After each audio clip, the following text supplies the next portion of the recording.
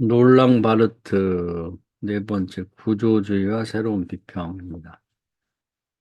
자, 롤랑 바르트를 뭐 공부해야 될 이유가 있냐 이렇게 생각할 수도 있겠지만 이번에 공부하면서 어, 공부를 꼭 해야 될 이제 철학자라는 생각이 들었습니다. 그래서 잘 좀 들으시고 어, 조금 어려울 수 있지만 또 여러 차례 들어보면 굉장히 쉬운 얘기고 우리가 이미 하고 있는 것들을 철학적으로 설명하고 있다 이렇게 보면 되겠습니다. 그래서 오늘은 역시 철학 공부는 이제 처음부터 다시 복습하면서 이제 진도를 나가는 것이 가장 좋은 공부의 방법이니까 좀 처음부터 조금 이해를 해보고 이제 오늘 챕터를 이제 공부하도록 하겠습니다.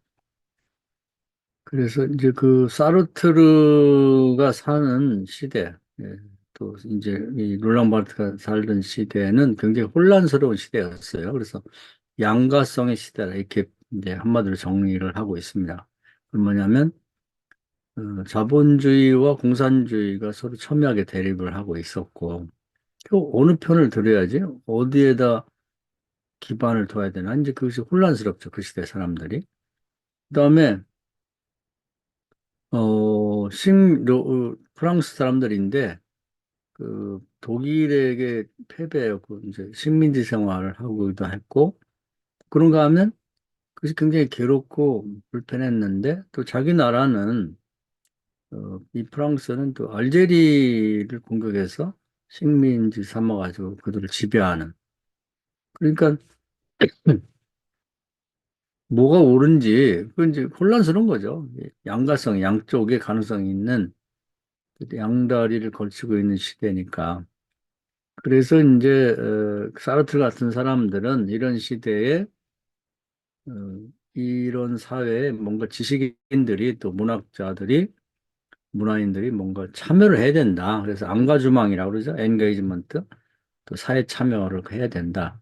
근데 그 입장은 뭐 이쪽도 저쪽도 편들지 말고 실존적으로 우리가 처해 있는 현실에서 각자 자기의 실존의 문제에 근거해서 이제 글도 쓰고 또 읽는 사람도 이제 그렇게 실존적인 완전한 자유의 입장에서 읽도록 해야 되겠다 이런 주장을 했습니다.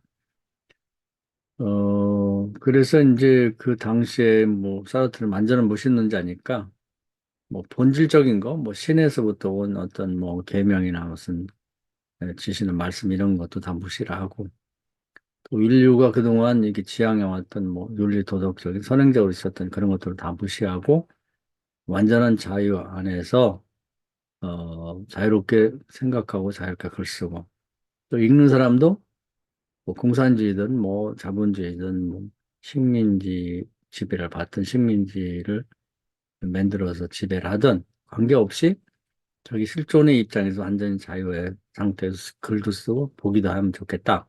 이 입장을 가졌어요. 근데 이제 롤랑 바르트는 그런 사르트에게 영향을 많이 받았는데 그중에서 특히 이제 이러한 양가성의 시대에 지식인들이 또 문화인들이 뭔가 참여를 해야 된다. 그냥 방관만 해서는 안 된다. 이제 거기에 이제 공감을 많이 했습니다. 그래서 안가주망에 이제 공감을 많이 했고 그런데 이제 사르트르가 주장하는 것 중에 공감할 수 있는 것이 있는가 하면 자기가 맞지 않는 부분이 있었다. 완전한 자유라는 게 과연 가능한가? 그렇지 않다는 거죠.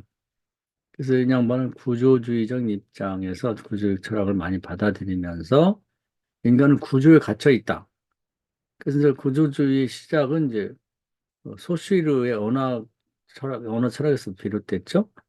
그래서 모든 언어라고 하는 것은 내용을 들어가 보면 랑구와 빠룰로 돼 있다. 그래서 이제 뭐 랑구를 쉽게 말하면 어떤 문법 체계 같은 거고 거기에 근거해서 빠루는 이제 거기서 나온 말이나 글을 뜻하게 되는데 그런 말과 글은 빠룰이라고 하는 그런 체계 안에서 말해줘야지 사람들에게 소통이 가능하지 그런 근거가 없이 아무렇게나 하면은 소음에 불과하지 서로 소통이 안 되는 거죠. 보이지 않는 약속인 랑그에 근거해서 말을 하고 글을 써야 이제 서로가 듣는 사람이나 말하는 사람이 소통이 가능하다는 거죠.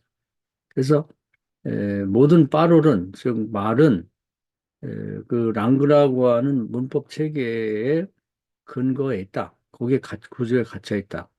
이 두 가지를 다 합쳐도 이제 또 다른 구조가 되는 거죠. 근데 이것은 사람이 태어나기 전부터 언제 어떻게 생겼는지 모르지만 이미 있는 거예요. 그런 구조가. 그래서 태어난 사람들은 태어나 보니까 이렇게 돼 있는 거예요. 우리나라 같은 경우는 대한민국에 태어나고 보니까 그런 한글이라는 것이 있는 거죠. 한, 우리 말이라는 것이. 거기에 맞게 해야 되는 거지. 예, 그렇지 않으면 이제 서로 소통이 불가능한 거죠. 그러니까 작가라고 하는 사람들은 이제 여기 유럽인 프랑스니까 외적으로 이제 프랑스어라고 하는 언어의 구조 안에 갇혀 있는 거죠. 거기서 그 구조 안에서 글도 쓰고 말도 해야지 소통이 되는 거지. 자기가 혼자 뭐 전혀 듣도 보도 못한 그런 말이나 단어를 사용한다 그러면 글을 쓴다 그러면 그것은 아무 의미가 없는 것이죠. 그래서 결국 외적으로 보면 그런 언어라고 하는 구조 속에 갇혀 있는 것이다. 그렇게 벌써 외적인 것이고 두 번째 내적인 구조도 또 갇혀 있다는 거죠. 그건 뭐냐면 자기가 어, 살아온 태어난 시간과 장소와 자기가 자라온 여건의 환경에 이제 지배를 받게 되는 거죠. 내적인 그런 구조에 갇혀 있다고 보는 겁니다. 그래서 이제 이것은 이제 일종의 자기 어떤 스타일이 결정되는데 뭐 예를 들면은 우리나라 같은 경우는 북한에서 태어났느냐 남한에서 태어나 자랐냐에 따라서 그가 쓰는 글의 스타일이 다른 거죠. 프랑스 말은 스트리라고 하는데 그렇게 해서 이제 그것이 내적인 구조에 갇혀 있다. 외적으로는 언어라고 하는 구조에 갇혀 있고 프랑스는 프랑스 언어라고 하는 구조. 벗어날 수는 없는 거죠. 글을 쓴다고 했을 때. 두 번째는 프랑스인으로서 태어나 자란 그 시대와 장소 거기에 지배를 받게 되는 거죠. 그래서 그것이 어떤 스타일을 결정하게 되고 이제 아주 이 양반이 굉장히 어떤 철학적 기여를 한 것이 에투르 티르라고 하는 것인데 그건 뭐냐면은 이제 외적으로 보면 이제 언어라고 하는 큰 구조에 갇혀 있고 내적으로 자기가 자라온 환경이라고 하는 구조에 갇혀서 벗어날 수가 없는데 그런데 이제 더 하위로 내려가 보면 그 자기 개인에게는 애투르티라고 하는 것인데 그건 자유로운 거예요. 그래서 거기는 어, 시작 단계에서는 제로 상태 또는 뭐 투명한 상태, 중립적인 상태가 되는 거예요. 이렇게 할 수도 저렇게 할 수도 있는 자유의 그런 영역이 있는 거죠. 그런데 이제 여기서 입장이 이제 정해지는 거예요. 입장이 정해진대. 뭐 입장이라고 표현하는 게 딱 맞진 않은데 액티비티라는 것이 이제 이해하기 상당히 어려운 새로운 용어라고 볼까요? 원래 있었던 용어를 이 양반이 새롭게 이제 의미를 추가해서 사용한 거죠. 그래서 이걸 이제 이해하는 것이 가장 이 롤랑 바르트에서 이제 어려운 부분이자 이걸 이해하게 되면 이제 나머지 이해할 수 있는 코드가 되는 거죠. 그 예를 들면은 이제 까미 이방인 얘기를 예를 들었어요. 이제 까미가 자기 엄마가 죽었다는 소식을 들었는데 좀 나중에 들어보면 이제 엄마가 죽은 것이 별 감흥이 없어요. 어제 죽었나 오늘 죽었나 그 나하고 뭔 상관이야? 뭐 아무 상관없지. 엄마 나이도 잘 모릅니다. 근데 사실은 우리들도 뭐 효도를 많이 얘기하지만 요즘 사람들 보면은 뭐 살아있는 엄마도 이제 나이를 많이 먹고 몇 살인지 잘 몰라요. 죽었을 때도 이제 뭐 한쪽은 슬프기도 하지만 아유 바빠 죽겠는데 돌아가셨구나 빨리 장례 치르고 그래서 막 예를 들면 3일장을 해야 되는데 뭐 주일날 걸려갖고 뭐 4일장 하게 되면 너무 힘든 거야 빨리 장례 치르고 이제 쉬고 싶은 이런 시기거든요. 그러니까 까미가 이제 엄마의 죽음의 소식을 들었을 때 그냥 자기도 모르게 내뱉은 말 어제 죽었나 오늘 죽었나 엄마 몇 살이지 뭐 이런 것들이 자기의 깊은 내면 욕망의 부분이랄까 내면에서 툭 튀어나온 말이에요. 근데 그것이 이제 그 시대의 그 모든 젊은이들의 입장이기도 하고 이 깜, 어, 그 메르스라고 하는 이 방에 나온 주인공의 입장이기도 한 거죠. 근데 이게 이제 말하자면 까미의 입장이기도 해요. 부모에 대한 효심이 다 사라지고 가정이 파괴되고 뭐 가정이 별 의미가 없어지는 그러한 그런 태도가 자기 눈에 툭 튀어 나온 그러니까 뭐 글을 쓸 때도 보면 첫 문장이라는 것은 자기가 고민을 많이 하기도 하지만 툭 튀어나온 말을 적는 거거든요. 그것이 이제 앞으로 이 소설의 전체를 결정하는 거야. 그러니까 이것이 일관되게 그런 방향으로 나가게 됩니다. 한번 결정하게 되면은. 그런 식으로 이제 애튜리티를 하는 것은 이럴 수도 있고 저럴 수도 있는 그 영의 장소, 제로의 공간, 중립적이고 투명한 공간에서 그런 상황에서 그렇게 툭 내던지는 말이 애튜리티를 보면 되겠다. 하나 입장이 정해진다고 할까요? 그래서 제가 이제 이걸 이야기해서 또 목사님들한테 이해시키려고 해서 뭐 하나의 무슨 인간관계도 얘기를 했습니다. 예를 들면은 같은 후배가 있어도 어떤 후배는 편해요. 그래서 말을 놓고 해라를 한다고. 그랬냐, 저랬냐. 그런데 어떤 사람은 그냥 뭐 그렇게 탁 놓고 하기는 반말해서 그랬어, 저랬어 하게 됩니다. 어떤 사람 후배인데도 어려워.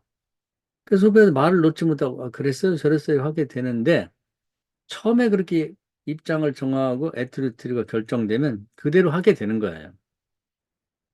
그래서 헤라를 하게 된 사람은 이제 나이를 많이 먹고 뭐 같이 늙어가고 나중에 만나서 야, 너 잘 지냈냐 뭐 야, 임마 그러면 안 되지 이렇게 하게 되는데 그 상대도 그걸 편하게 받아들여요. 뭐 아니 나한테 왜 반말해? 이런 사람은 없단 말이지. 헤라를 해요 그런데.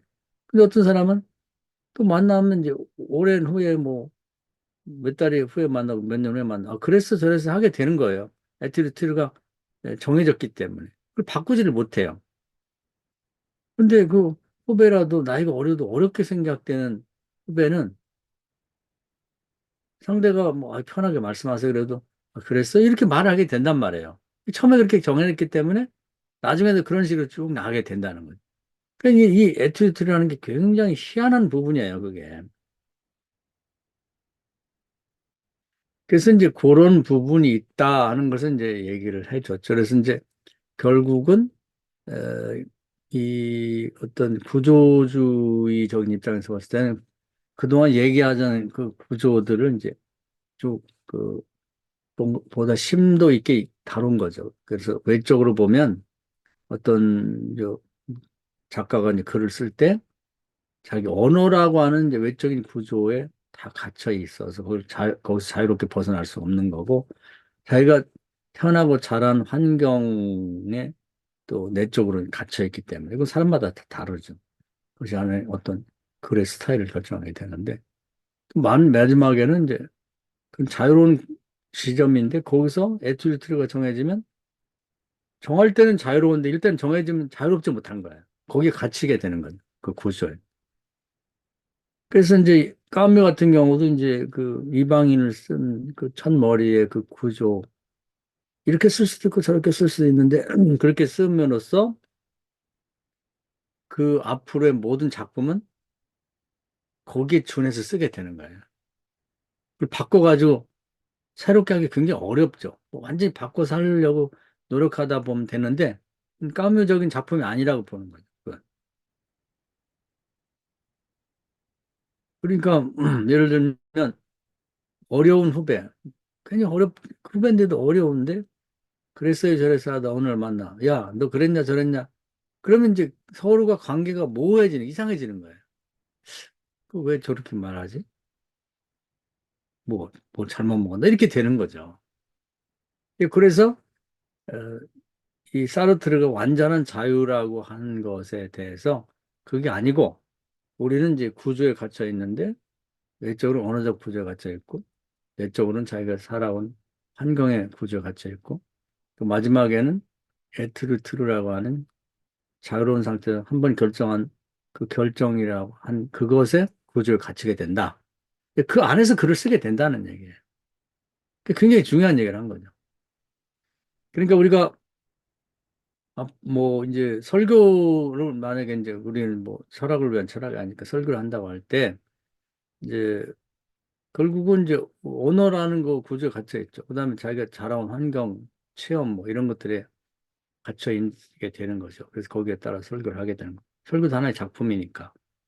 그다음에 이제 맨 마지막에 이제 설교에 대한 태도가 있단 말이에요. 뭐 보수적이냐, 진보적이냐, 뭐 그것은 누가 뭐 가르쳐 드리는 게 아니라 자기가 처음에 그 시작한 그 벗어나지 못하고 대개는 거기에 갇혀서 평생 설교하다 에, 끝나게 되는 것이죠. 그 제가 한번 어, 얘기한 것 같은데 제가 30 몇 년 만에 그 동기들 몇 명이 뭐 모여가지고 책도 몇 권 읽고 이제 어떻게 가서 음식을 먹으면서 얘기를 하다 보니까 그 입장이 다 다르더라고요. 그래서 어떤 친구는 아직도 뭐 학교 다닐 때 뭐 데모 열심히 했었는데 거기에 그런 태도가 지금 있어갖고 시골에 목회하는데도 무슨 뭐 데모할 때 막 데리고 나가서 같이 가서 데모하고 그런 또 설교할 때도 항상 그런 입장에서 설교를 하더라고요. 그래서 학교 때 지난 지가 벌써 35년인가 됐는데 그게 전혀 변하지 않았더라고. 그리고 어떤 친구는 이제 불교를 좋아해갖고 뭐 지금도 이제 뭐 티베트에 뭐 정제로 가서 티베트 불교 가서 뭐 거기 가서 성도를 만나서 얘기하고 뭐 일본도 가서 절에 가갖고 뭐 무슨 수도인가 뭐 수련인가 뭐 이런 거 참여하고 뭐 이런 친구인데 그런 입장에서 계속 그 추구하고 이제 설교도 그렇게 하더라고요. 또 한 친구는 어 이제 그 뭐라고 부서라고 할지 뭐랄지 잘 모르겠는데 이런 식이에요. 교회 다니면서 복 받으려고 하지 말고 교회 가서 병 고쳐달라고 하지 마라. 그러면서 이 고난 중에도 함께 하신 하나님께 위로를 받아라. 고난의 자리에 하나님도 함께 계신다. 그 하나님을 쳐다보고 만나라. 그것이 바른 신앙이다. 이렇게 이제 이해를 하고 있고 그렇게 설교를 하더라고요. 근데 뭐 어떤 게 맞다, 뭐 틀리다 이렇게 한마디로 말하기는 어렵고. 근데 또 한 친구는 굉장히 진보적이에요. 그래서 맨 그런 책만 보는 학부 때부터 그러더니 그래서 이제 그 사람의 주장 중에 이제 나하고 잘 안 맞는 건 뭐냐면 예수는 구세주가 아니라는 거예요. 그것은 예수를 신격화하는 우상숭배다. 예수는 그냥 선생이고 우리에게 인생을 어떻게 살아야 될지를 모범을 보이는 분이지 우리를 구원하는 하나님의 아들이라든지 뭐 그런 존재는 아니다. 뭐 이렇게 얘기를 하는데 그 한결같아요. 그것 때문에 서로 이제 어, 싸우기도 하고 뭐 또 보수적인 입장인 사람 너 그러면 구원 못 받아 너 지옥 갈까 뭐 이렇게 이제 싸우기도 하고 그러는데 그것이 말하자면 에티르트리에 해당되는 거예요. 그러니까 언어는 한국어를 쓰고 있고 자라온 환경에 따라서 조금씩 뭐 체험하고 자라온 게 좀 다른데 결정적으로는 그 맨 마지막에 에티튜드라고 하는 그 입장은 이제 다 다르다. 아마 이제 오늘 이 강의에 참여한 목사님들도 다 다를 거예요.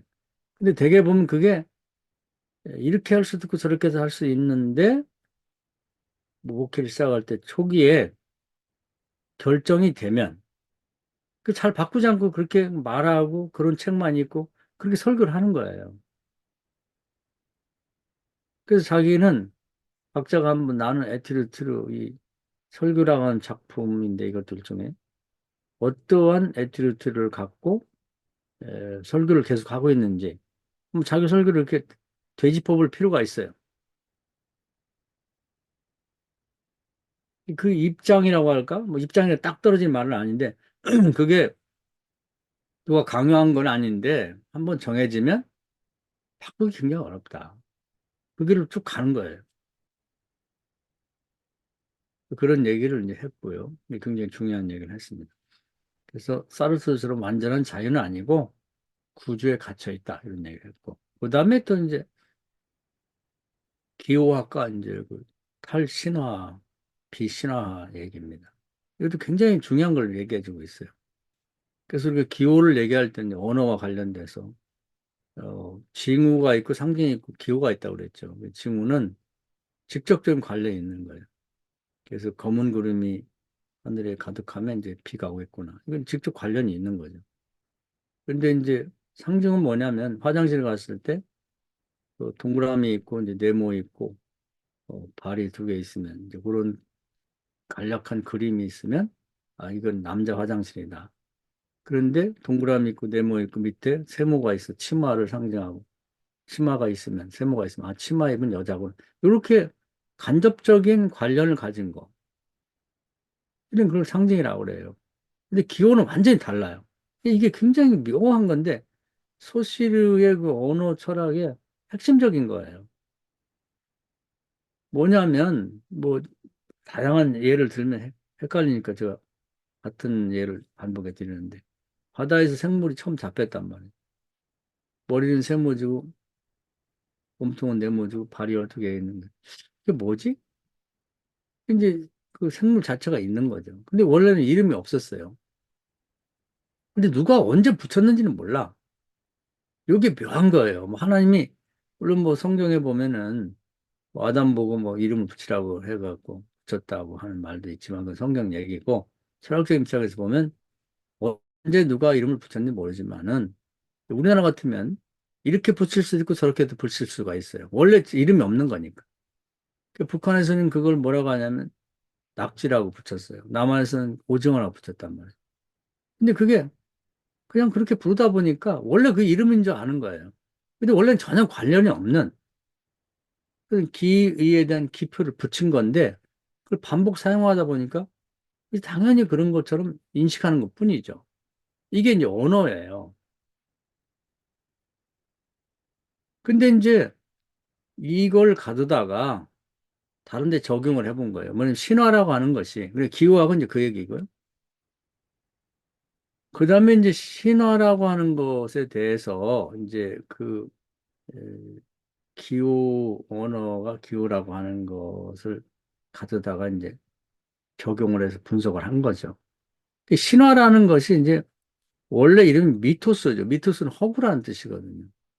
근데 이게 오랜 동안 누가 그 신화를 만들었는지 모르는데 자꾸 그것을 이제 마치 그 생물을 오징어라고 붙이고 오징어라고 자꾸 하다 보니까 그 원래 오징어인 것처럼 생각하는 것 같이 그 신화라는 것이 이제 이야기지만 누가 언제 만드는지 모르는데 그걸 한 번 만들어 놓으니까 그 자꾸 다음 사람들이 회자가 되다 보니까 이게 로고스가 된 거예요. 진짜 진리는 것처럼 생각이 되는 거죠.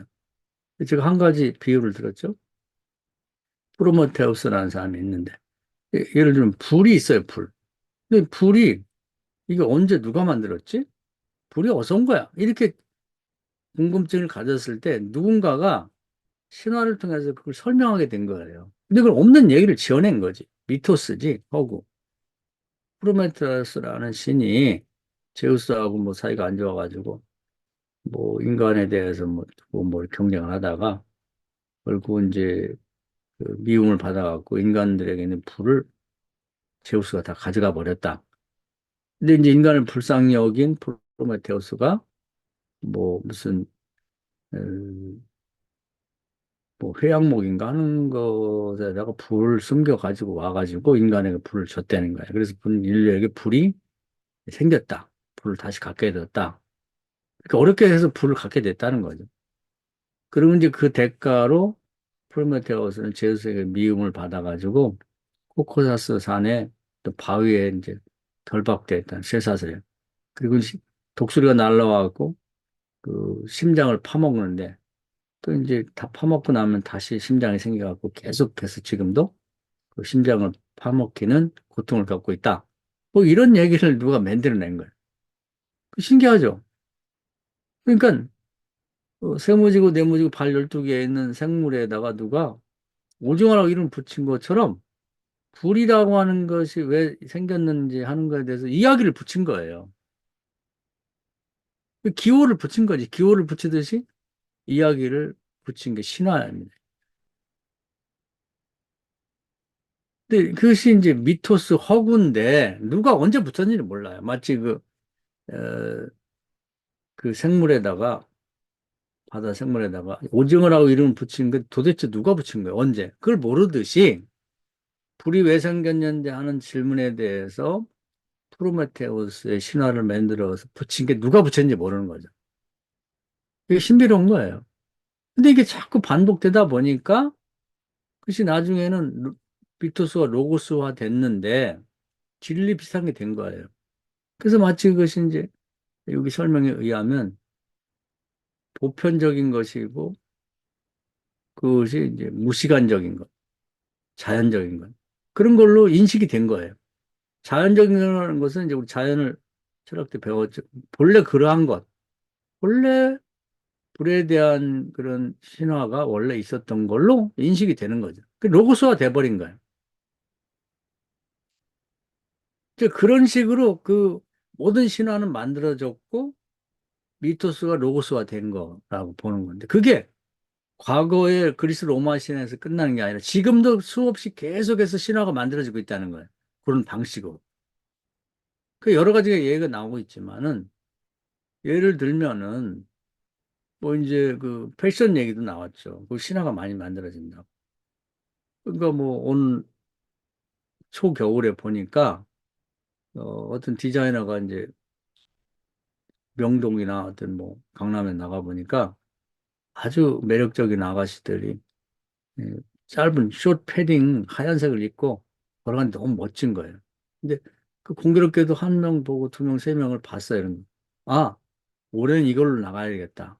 그러면서 도시의 멋쟁이 지적인 여성들은 올해 숏 패딩, 하얀 패딩을 입는다. 그러면서 이제 아주 멋진 그런 디자인을 해가지고 뭐 멋진 모델에게 입혀가지고 그것을 이제 광고를 때리는 거예요. 계속해서. 그럼 처음에는 신화가 처음 만들었을 때처럼 허구지 저 또 쇼를 하고 있구만. 돈 벌어먹고 사람들 팔아먹으려고. 근데 이게 돈 들여가지고 이제 TV만 틀면 계속 나오는 거예요. 멋진 배경에 아름다운 아가씨가 멋있는 옷을 입고 올해의 유행은 이거다. 자꾸 하다 보면 미트수가 로고스가 되는 거예요. 그런 식으로 수 없는 영역에서 새로운 신화가 탄생되고 있다는 겁니다. 근데 그건 허구라는 거예요. 근데 그걸 모르고 마치 불에 대해서 얘기하면 프로메테우스의 신화가 진짜인 것처럼 받아들이는 것이 지금도 그런 신화에 속고 있고 그런 신화가 만들어지고 있다. 이걸 비신화해야 된다는, 탈신화해야 된다. 이제 그 얘기를 하는 거예요. 그래서 이게 다 이제 그 소시루의 언어 철학, 이제 그 기후학의 근거에서 그걸 확대 해석해서 이제 이 시대를 바라보게 만들어주는 거죠. 그 놀라운 통찰력을 갖고 있는 거예요, 이 사람. 그래서 그런 식으로 보면 지금도 신화 시대예요. 계속해서 새로운 신화가 만들어지고 있고 우리는 미토스를 로고스로 착각하고 살고 있는 거죠. 거기에 시간을 쓰고 거기에 또 거기에다 감정을 쏟고 거기에다 돈을 쏟아붓고 그러면서 살아가고 있는 거죠. 그것이 이제 허구인 미토스와 로고스화 돼서 유통이 되듯이 이제 그렇게 되고 있다는 걸 얘기하고 있는 거죠. 그래서 이제 이 부분에서 또 우리가 이제 우리는 또 이제 철학을 위한 철학이 아니니까 이 철학의 사유를 우리 이제 이 신앙과 관련해서 본다고 그러면 우리가 성경을 얘기할 때뭐 비신화와 그런 얘기 생각보다 이제 많이 들었을 거예요. 근데 이제 성경의 얘기도 그런 식으로 보면 뭐 무슨 노아 홍수 얘기라든지 뭐 아브라함 얘기나 뭐 출애굽 얘기가 다 신화적이라고 볼 수가 있는 거예요. 미토스적인데 또 이제 뭐 교회가 생기면 거기서 계속 설교하고 얘기하고 뭐 방송하고 하다 보니까 그걸 로고스로 받아들이고 있는 거죠. 그렇게 볼 수 있는 거예요. 그러니까 우리도 가끔 저도 그런 때가 있는데 이거 다 허구 아니야? 허구인데 신학이나 뭐 조직신학 체계라는 거지. 내가 만들어진 허구의 체계 안에 갇혀서 내가 이걸 진짜로 알고 사는 거 아닌가? 그럼 바보 아니야? 근데 이게 진짜라고 하는 것, 미토스로 끝나는 게 아니라 이게 로고스라고 하는 걸 어떻게 우리가 확신할 수 있겠냐 말이야. 그걸 고민해 봐야 돼요. 근데 대부분의 사람들이 말은 안 하고 정확히 표현을 못 해도 이러한 고민에 있습니다. 고민. 착각 아니야? 그러니까 이제 그게 기독교뿐 아니라 불교에도 들어가 보면 다 그런 신화적인 요소가 많은 거예요. 뭐 부처가 어떻게 갖고 뭐 어쩌고 다 그런 얘기들 꾸며내가지고 그 진짜인 줄 알고 믿고 사는 거지.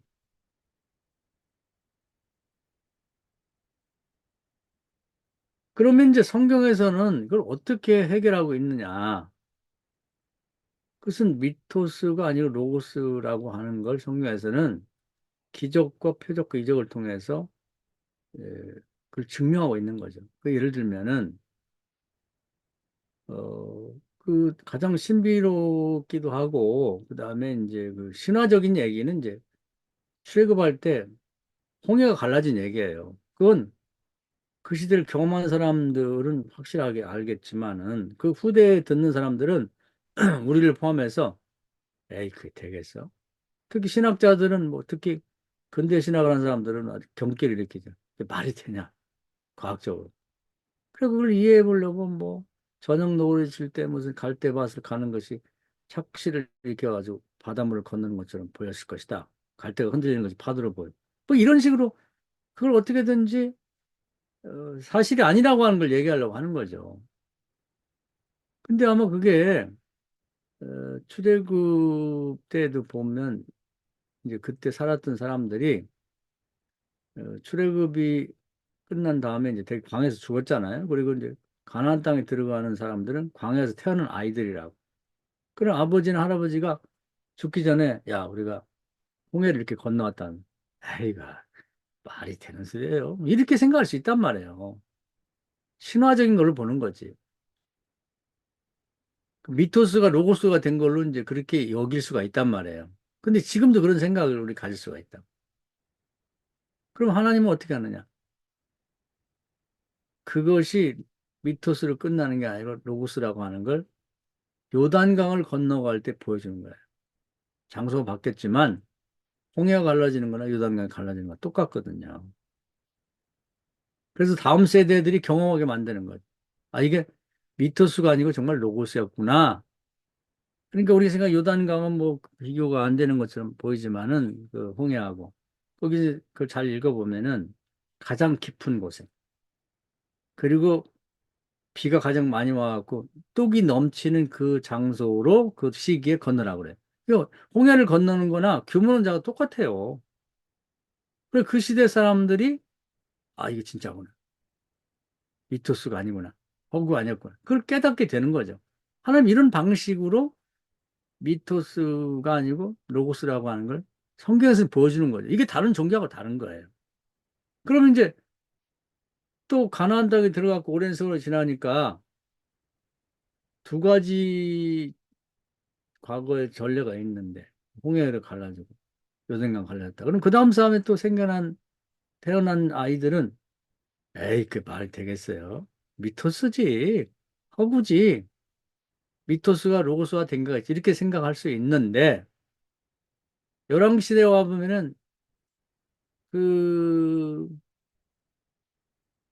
뭐 또 다른 이제 선지자들이 엘리야가 그 하늘 올라가기 전에 자기 제자인 엘리사를 데리고 그 요단강을 갈라요. 여호수아 때 갈른 거지. 그리고 건너간단 말이에요. 그래서 하늘로 올라갔거든요. 긴가민가 한 거예요. 보면서도 이게 미토스인가 로고스인가. 엘리사가 자기 스승 올라가다가 떨어진 자켓을 위쪽 고리를 가지고 이제 그 둘둘 말아갖고 자기가 요단강 건너올 때 또 때리니까 요단강이 또 갈라졌단 말이에요. 미토스가 아니고 로고스라는 게 그런 방식으로 증명이 되는 거예요. 기독교가 다른 점이 그겁니다. 지금도 필요하면 파도가 멈출 수도 있고 강이 갈라질 수가 있는 거죠. 그래서 제가 수도 없이 말씀드리는 게 우리의 신앙은 실시간 신앙론이 돼야 된다. 성경에 있는 모든 과거에 일어났던 미토스로 여겨지는 일들이 그것이 진실이라고 하는 것이 이제 지금 우리 교회에서 우리 나 자신에게서 가족에게서 현실에서 다시 증명이 돼야 된다. 재현이 돼야지만 이것이 미토스라고 의심하는 신앙이 로고스화 되어서 이해할 수가 있다는 거죠. 그래서 저 자주 반복하는 히브리서 4장 2절에 보면은 성경 말씀 믿음을 붙여 유익한데 그래서 과거에 뭐 문둥병자가 치유가 됐으면 지금도 믿음을 붙여서 기도하고 믿음을 갖게 되면 문둥병자가 치료될 수 있는 것이고 그리고 모든 성경의 말씀과 전례는 4장 12절에 가보면 아직도 살아 운동력이 있다. 아니 영원히 살아 운동력이 있다. 효력이 발생한다는 얘기죠. 그래서 이 미토스와 로고스 문제는 우리에게 굉장히 중요한 것을 가르쳐주고 있어요. 우리 자신이 갖고 있는 어떤 성경에 대한 의심, 이 미토스가 로고스가 된 게 아니냐고 하는 뭐 이걸 이제 이렇게 정확히 표현을 해야 이 사람이 표현할 수 있게 만들어 준 건데 대부분 흐릿해요. 뭐 빛이나와 탈신화하는 얘기는 알고 있지만 도대체 이 내용이 뭔지를 잘 모르는데 이 롤랑 바르트가 정확하게 얘기해 주고 있는 거죠. 그래서 이 비신화화의 문제 이것이 이제 이 세상에서는 사람이 속아 넘어간다고 하는 것이 문제가 되고 있는데 이것이 그대로 교회에 들어와 버리면 이제 이것을 잘못 생각해서 성경의 모든 얘기는 미토스인데 로고스화 된 잘못된 것이다. 이런 의심을 가져올 수 있는데 성경에서는 이걸 타파하고 성경이 나온 모든 얘기는 미토스가 아니라 로고스라고 하는 것을 이런 방식으로 증명하고 있다는 걸 알아야 되는 거예요. 그걸 우리가 증명해내는 것이 우리 목회예요. 우리 시대. 우리 자신과 우리 가족과 교회에서 이런 일이 지금도 재현이 돼야 된다는 거죠. 그 얘기를 하는 거예요. 그래서 기와과 이제 이 비신화화 얘기는 굉장히 중요한 걸 우리 가르쳐주고 있어요. 그래서 에튜르트류는 각자가 설교하는 그 어떤 입장이라는 것이 어떻게 정해지고 그것이 일관되게 나가고 있는지 정할 때는 영의 자리였었는데 정하고 난 다음에 그것에도 내가 그 구조에도 지배를 받는다는 얘기. 그리고 이제 이 비신화와 탈신화 얘기는 우리 신앙에서 아주 핵심적인 것을 건들고 있어요. 저도 이 부분을 이해하고 굉장히 큰 어떤 감동이라고 할까? 공감을 많이 얻었어요. 내가 안고 있던 오래된 문제 중에 하나인데 이것을 정확히 짚어주면서 하나님은 그렇다면 이걸 어떻게 해결하고 계신가를 그동안 했던 얘기들을 이제 종합적으로 다시 정리하게 되는 계기가 됐습니다. 이 부분을 많이 사유를 좀 해주시면 될 것 같아요. 이게 안 되면요, 우리 목사라도 믿음이 없습니다. 믿음, 의심이 반은 돼요. 그런 얘기를 하고 있고, 자, 그러면 이제 오늘 이제 공부하는 이제 내용을 이제 이어서 공부하겠습니다. 앞에 부분을 모르면 진도를 나가도 별 의미가 없어요. 요즘 이제 목사님들이 공부를 하기 싫어하고 강의도 참여하지 않고 그냥 책도 안 읽는데 그렇게 되면 바보가 돼요, 바보. 세월이 가면. 정신도 죽고 이제 육체도 죽고 그냥 진짜 죽는 거지. 공부를 계속 하셔야 됩니다. 오늘 얘기는 구조조연 새로운 비평이에요. 그래서 이제 언어에서 기호학과 이제 탈신화와 비신화와 문제와 관련해서는 똑같은 구조를 가지고 이제 새로운 신화와 비슷한 이제 문학 작품을 다루고 있는 거예요. 수많은 문학 작품들. 그래서 뭐 여러 가지 얘기를 하고 있지만 너무 복잡하게 이해를 하면은 이제 헷갈리니까 제가 간단히 정리해 드릴 테니까 그걸 자꾸 생각하면서 머릿속에 이해를 한 다음에 이제 책을 읽으시면 좋을 것 같아요. 문학 작품에 대했을 때, 문학 작품이 있을 때 구비평, 신비평 얘기를 해요. 그래서 구비평은 뭐 랑송주의다 뭐 여러 가지 얘기를 하고 있는데 뭐 그런 건 기억 안 해도 되고요. 또 신비평은 뭐 과학주의다 무슨 뭐 해석학적 비평이다 뭐 이런 얘기를 하는데 그것도 그냥 기억 안 해도 돼요. 복잡하게 그런 거 기억해봤자 도움이 안 되니까. 그냥 구비평, 신비평 이렇게 얘기합시다. 그 구비평은 뭐냐면 문학 작품을 소위 리얼리즘, 리얼이라고 보는 거예요. 리얼. 그러니까 현실의 재현이다. 이렇게 보는 거죠. 실제인 것처럼. 마치 신화가 미토스인데 그것을 로고스로 보는 건 똑같아요. 그러면 진짜 이제 소설은 뭐냐? 픽션이죠. 허구잖아요. 근데 그걸 리얼이라고 하는 거예요. 그래가지고 이제 문학 작품을 계속해 리얼리즘이라고 주장하는 이제 구비평의 입장에 서 있는 사람들은 문학 작품이 자기도 그 사실 리얼이라고 믿고 또 사람들이 리얼이라고 인식시키는 거죠. 근데 픽션이에요. 문학 작품 모두가 거짓이라고 그냥 만들어낸 거죠. 거짓이란 말은 좀 지나친 표현이 나오면 허구라고 봐야죠. 허구. 그래서 이게 이제 엄청난 차이가 있는 거예요. 엄청난 차이가 있다고. 그 문학 작품은 마치 언어가 만들어진 것처럼 이 문학 작품이 만들어지는 베이스가 있어요. 언어가 어떻게 되냐면 랑그, 즉 문법 체계가 있고 거기서 말이 만들어지는 것처럼 그 문학 작품 역시 똑같은 거예요. 그 말이 서사라고 그래요, 서사. 서사. 그러니까 뭐 서사라고 하는 건 이제 뭐 우리가 말하는 스토리라고 보면 되겠죠. 그 스토리가 그 문학 작품이 서사라고 말할 수 있는데 그렇게 됐을 때 그 서사라고 하는 것이 어떤 이미 그 문법 체계가 있어갖고 말이 만들어지는 것처럼 이 문학 작품이 만들어지는 그런 체계가 이미 있고 거기서 만들어서 나오는 거예요. 문법에 의해서 말이 만들어지듯이. 그 말을 갖다가 이제 어, 말하자면 서사로 바꾸면 되는 거죠. 문학 작품으로 바꾸면 되는 거죠. 그러면 그 이 서사를 만들어내는 문법 구조 같은 그건 뭐냐? 그것은 이제 이 롤랑 바르트가 말해 놨죠. 그건 뭐냐면 이제 그 3단계에 걸쳐야 되는데 하나는 기능이고 그다음에 행유 그다음에 서사 이렇게 만들어진다. 그러니까 기능이라고 하는 것은 쉽게 설명하면은 이렇게 돼 있어요.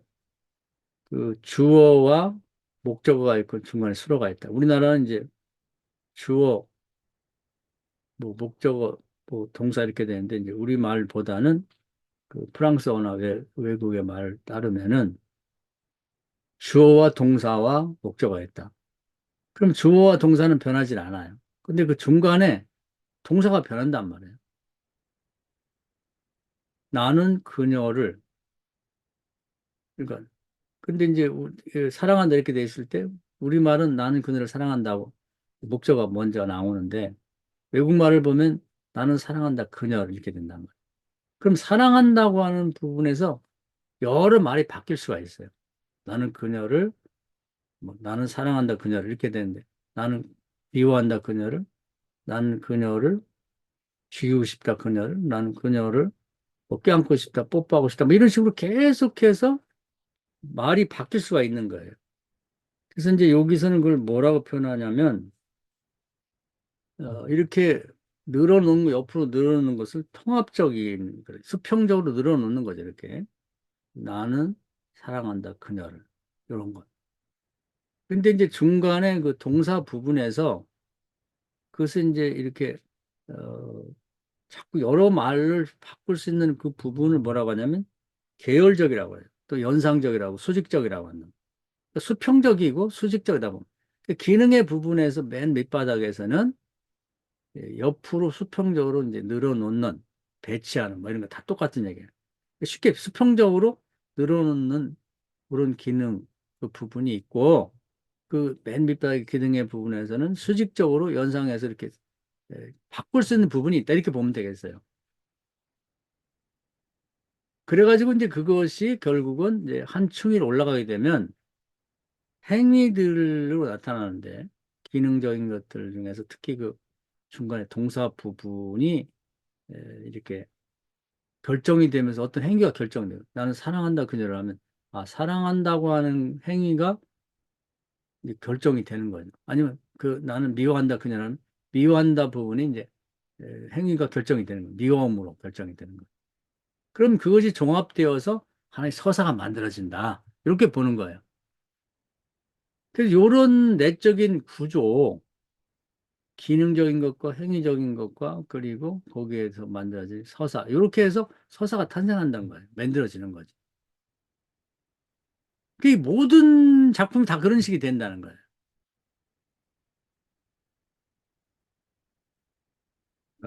그런 얘기를 이제 여기서 쭉 하고 있고요. 그다음에 이제 뭐 지표라는 말이 나오는데 뭐 이제 기능 부분에서 이제 이것은 알아도 되고 몰라도 되는데 여기 나오니까 한번 알아야 되는데 이건 일종의 부사나 형사 부분이에요.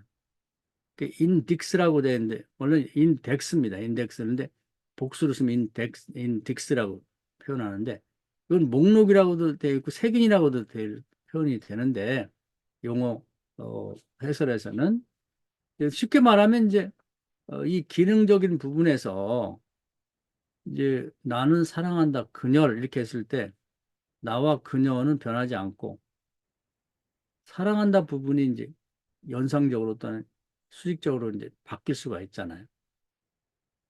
그래서 이제 그 행위가 하나로 결정이 된다면 그 다음 장충으로 올라가면 그리고 이제 그 종합되면 이제 서사가 되는데 그 과정에서 나는이라고 하는 부분에도 이제 부사가 들어가고 형사가 들어갈 수 있어요. 예를 들면 노란 머리를 하고 노란색 물을 들인 머리를 한 나는 이렇게 하면서 이제 그 나를 꾸미는 얘기들이 들어갈 수 있는 거죠. 또는 재채기를 하는 나는 뭐 이러면서 뭔가 부사나 형사들이 거기에 들어가는 걸 이제 인딕스 또는 여기 지표라고 하는데 지표라는 표현이 해석이 좀 헷갈려요. 그냥 지표라고 하는 말이 그냥 형사, 부사 이런 식으로 쉽게 얘기하면 좋을 것 같아. 그런 색인이 있듯이 이제 그 명사나 또는 이제 그 주어라든지 목적어라든지 어떤 때는 동사에도 이제 그 꾸밈이 들어갈 수 있는 거예요.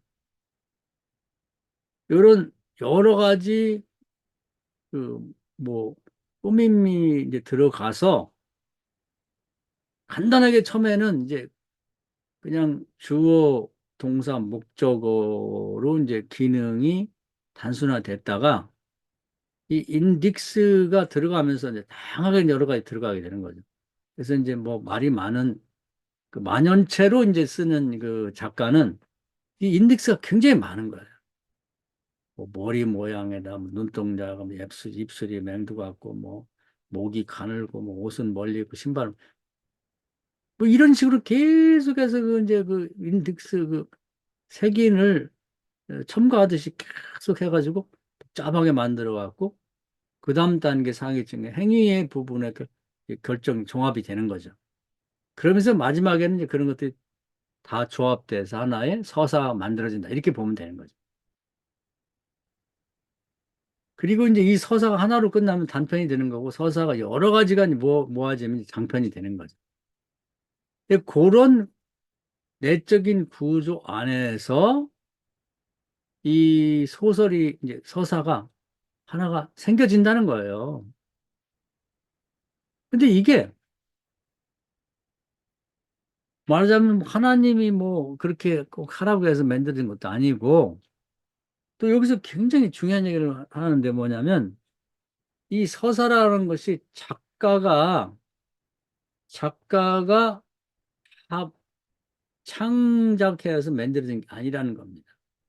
그러니까 언어가 마치 어떤 사람이 어, 생각해가지고 내가 이런 언어를 만들어야지 해서 만들어진 게 아니라 자연스럽게 우연히 이렇게 언어가 만들어져서 이 유통되는 것처럼 작품도 자연스럽게 그것이 그 이 내적인 작품을 탄생하는 랑그에 해당되는 부분에서부터 이게 드러나게 된다는 거죠. 그래서 여기서 작가의 죽음이 나오는 거예요. 작가는 그러니까 그래서 이제 이게 이제 뭐 다른 철학에서는 이제 뭐 존재가 작품을 쓴다 이렇게까지 말하는데 그것은 존재론자들이 하는 얘기고 구조론자의 입장에서는 구조가 작품을 만드는 거예요. 구조가.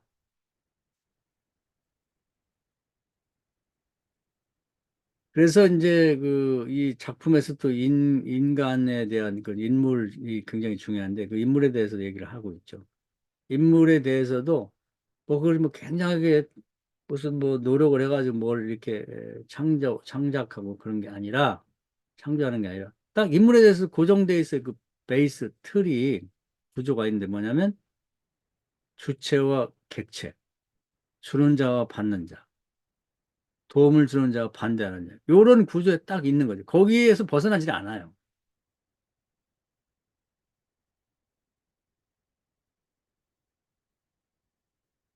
그래서 이건 이제 레비스트로도 이제 영향을 많이 받았다고 하는데, 레비스트로도 이제 전 세계에 뭐 인종도 많고 뭐 여러 그런 뭐 이 민족들이 있는데, 원시 종교로 들어가서 이렇게 따져 보니까 다 F게 치고 보면 간단한 구조에서 다 파생된 거고, 거기서 나온 거예요. 그러니까 그를 일종의 그 랑그에 해당되는 건 뭐냐면은 할아버지, 할머니, 아버지, 엄마, 자식, 손주 이런 구조로 다 수렴이 되는 거예요. 거기에는 거기에 맞는 이름과 관계가 딱 정해져 있는데 그건 문명사회나 원시사회나 똑같아요. 그런 것처럼 모든 문학 작품을 다 F게 치고 보면 거기 등장한 인물은 주체, 객체, 주는 자, 받는 자, 도움을 주는 자, 반대하는 자. 요게 다 묶여 있는 거예요. 이제 거기서 조금씩 달라지는 것 뿐이지.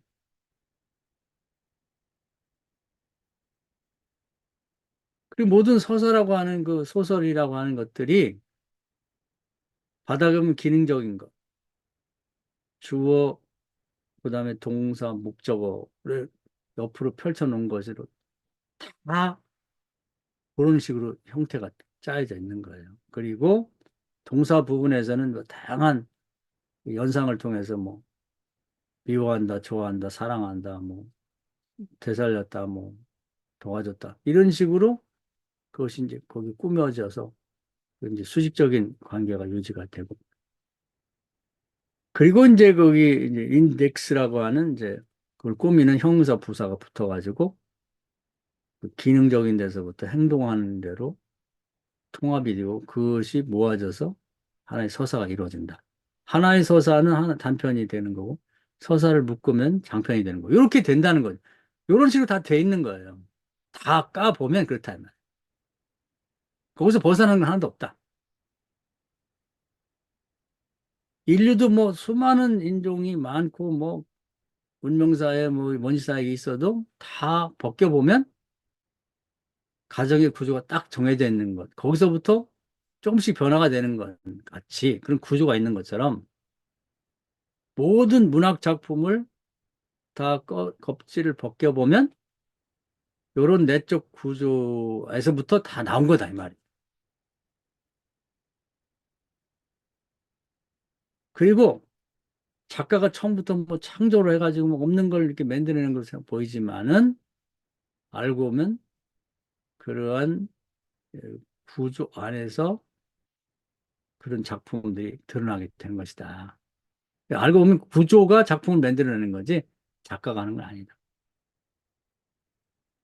그래서 구비평에서는 이제 작가가 만들었다 생각하기 때문에 작가의 의도, 작가의 뭐 프로필 그런 것들을 열심히 찾아가지고 작가 중심으로 보려고 하는데 이것은 부비평적인 생각이다. 그리고 이제 그 황석영 씨 오늘 책도 보겠습니다만은 황석영 씨가 이게 모아놓은 그 양반이 맨 뒤에 써놓은 걸 보면 이제 부비평적인 입장에 항상 작가가 어디서 태어났고 뭐 배경이 어떻게 되고 그래서 이런 소설을 썼다는 식으로 얘기하는 거지. 소위 아카데미 비평이라고 나하고 부비평을 하는데 그런 식의 비평이냐. 구조주의적인 비평은 아니에요. 그런데 이제 우리가 보고 있는 건 구조적인 입장입니다. 작가하고 아무 관계없이.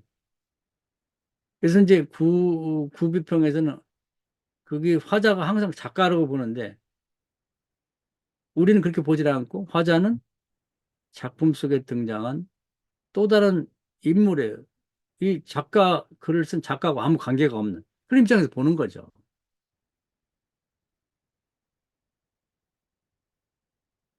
그래서 이제 이그 구비평은 이제 이 소설이 리얼이라고 생각하고 리얼리즘을 자꾸 강조하고 현실에 대한 그대로 반영이다 이렇게 보는데 그거 아니다는 거예요. 신비평에서는 전혀 작가와 관계없는 리얼이 아닌 픽션을 픽션으로 봐라. 이렇게 얘기를 하고 있는 거죠. 그런 의미에서 이제 새로운 비평의 또 어떤 장을 열어준 그런 이제 중요한 점을 얘기하고 있다. 그런 의미에서 다음에 이제 작가의 죽음에 대한 이제 다음 장에 조금 더 다룰 것 같은데, 이 부분 이해를 하고, 좀 자꾸 생각을 반복하고 이제 공부한 것을 오늘 종합적인 얘기를 다시 해드렸는데 이렇게 하다 보면 우리 목회를 이해하고 설교를 이해하는데 큰 도움이 될 거예요. 이 정도 강의를 하겠습니다.